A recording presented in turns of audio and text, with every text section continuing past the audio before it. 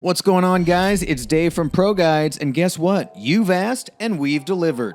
We're back with another episode of Silver Struggles, the series where we take a look at viewer demos and break them down as ruthlessly as we would with pro demos. This is your chance to get involved with ProGuides and see your gameplay analyzed. Send us your demos and you could be on the next episode. Our demo for today comes from Carter. Carter is ranked at Gold Nova 2. He says his strengths are his crosshair placement and his aim. Meanwhile, his weaknesses are his game sense and tilting.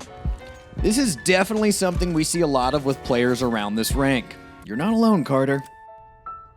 Many players will transition from CSGO from another FPS. This means that their aim is on point from years of playing other shooters. But CS isn't just about shooting, is it? The depth of Counter-Strike means you need more than just sweet flicks to be successful. That's where your game sense comes in. You need to have an understanding of all the elements that impact a round, not just the gunplay.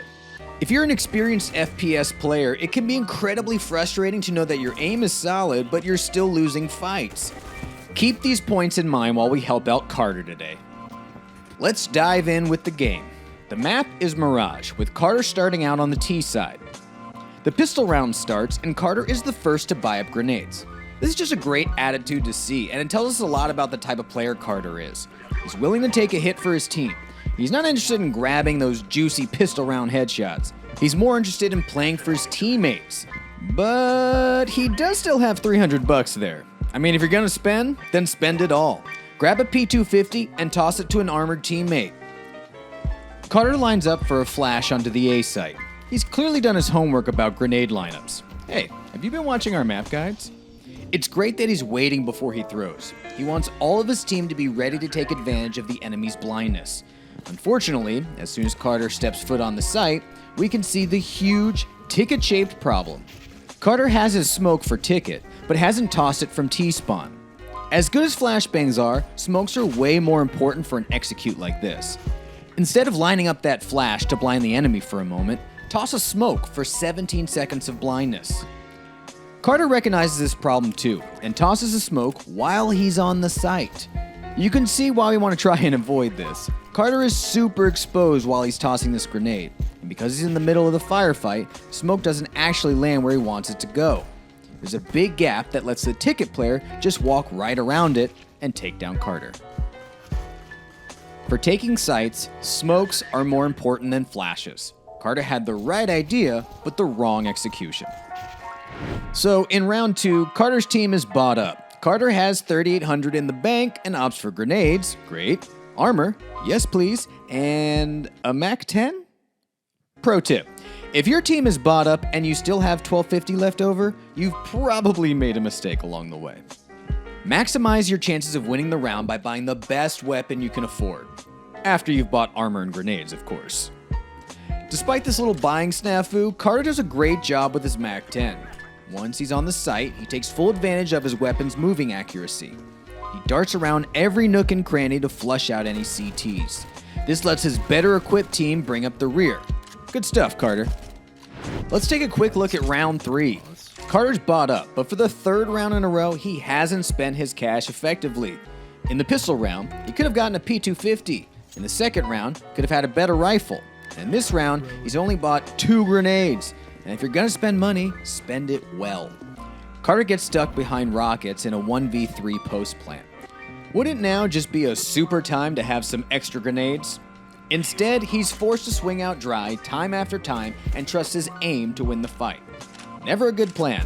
Carter dies, counter-terrorists win.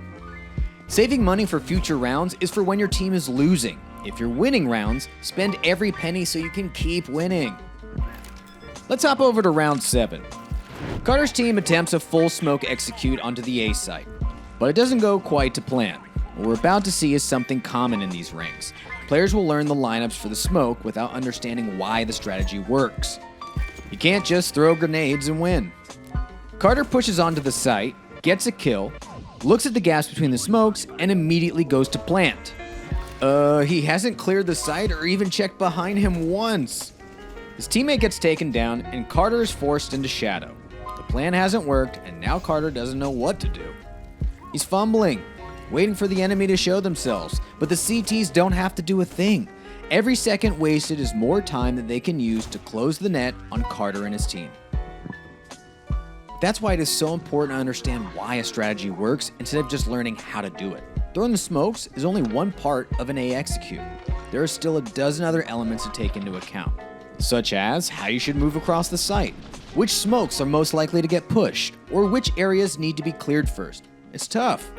Even once his teammate went down, Carter still had options. Even when he was pinned in shadow, Carter still had options. The problem came from Carter giving all control to the enemy. The CTs aren't gonna politely walk into your crosshairs one by one. I mean, you'd hope not. You have to make a play, usually by using some of those grenades. Doing something is better than doing nothing. In round 8, Carter does an excellent job of standing there watching while his teammate plants the bomb. Hey Carter, you wanna help out, bud? This round is a little bit similar to the last one in that Carter doesn't get up to much when he could have. In the post-plant, Carter is so far away from his teammates. He's basically just left them to fend for themselves. Yes, he's watching the flank, but he could do this from a closer position. One where he could still help trade for his team. Instead, they get taken out one by one. What's the bigger threat? The possibility of one player flanking through T-spawn? Or that multiple players you know are massacring your teammates? And for the record, once again, he had the cash for extra grenades, which would have helped here. Besides tossing his utility in the first 20 seconds, Carter wasn't contributing to the round here. In round 11, Carter gets his hands on an AWP for the first and not the last time. The problem is, he's using it like a rifle. An AWP should be setting the pace for the round. It should be the first through the door, carving up sites, or it should be locking down areas, terrifying enemies. What it shouldn't be is third through the door, tossing Molotovs while already on the bomb site. If you're gonna AWP, that's fine, but commit. Be an AWPer. In the next round, Carter hasn't given up on his AWPing dream, but he gets pinned on mid, just like he did at Shadow. He gets boxed in, then taken down. But what's that on his utility belt? A flashbang? Once again, a grenade could have helped get Carter out of this pickle. At the side swap, we get a masterclass in why you don't rotate until you see the bomb. Maybe his teammate called it, maybe he just assumed, but after his team gets wiped, Carter rotates the wrong site and gets played for a fool. A fool, I tell you. Until you see that bomb blip on the radar, you stay put. Okay, so Carter is solo anchoring B, and he's holding the position at the back of the site. He also held from here on the pistol round, and it's just a bad spot. Luckily, thanks to the T side, we get to see why it's a bad spot. As a solo player, you're responsible for keeping the enemies away from the site as long as possible.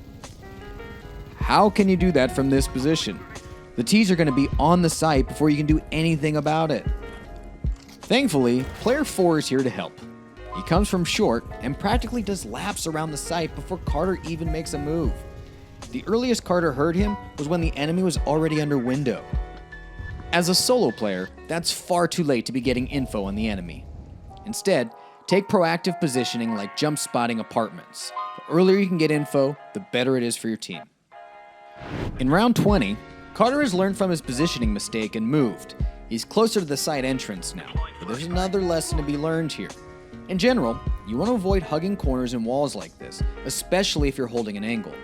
Due to how perspective works in CSGO, if two people are approaching the same corner, the person who is further away from the wall will see their enemy first.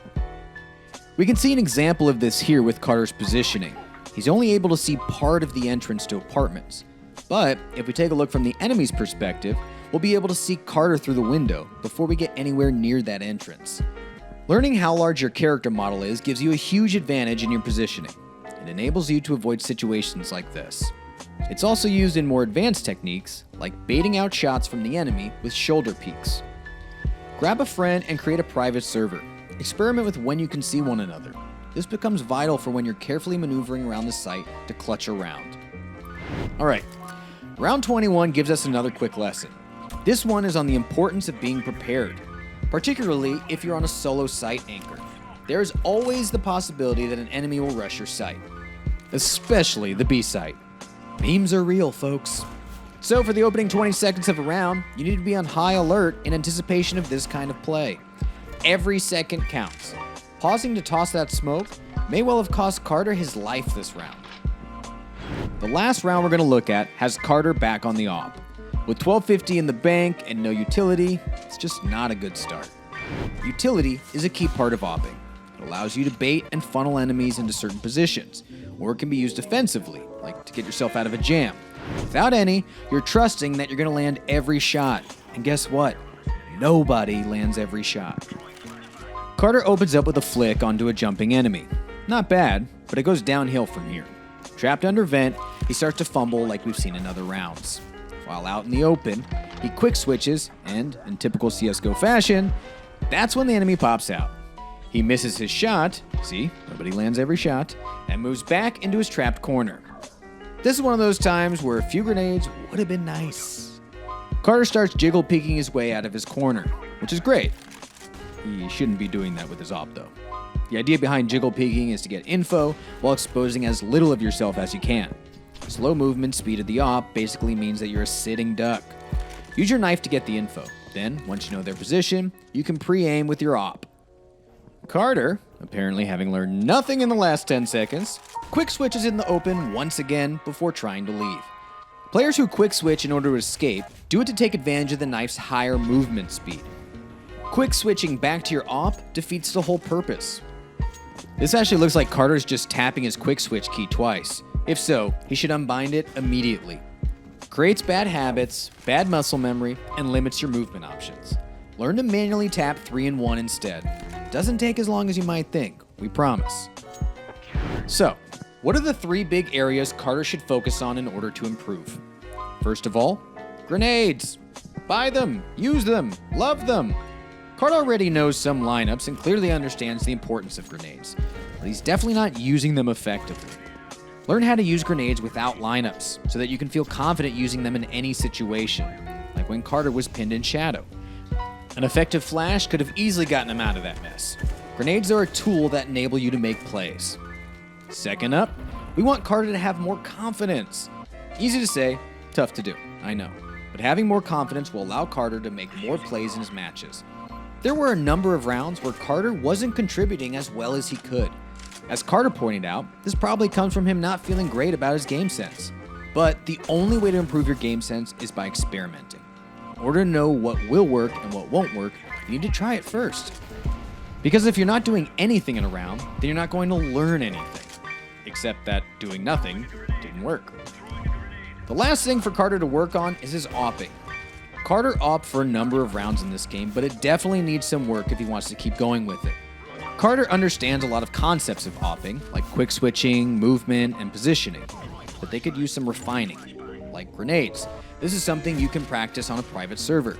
Start training your muscle memory for common positions like window on Mirage.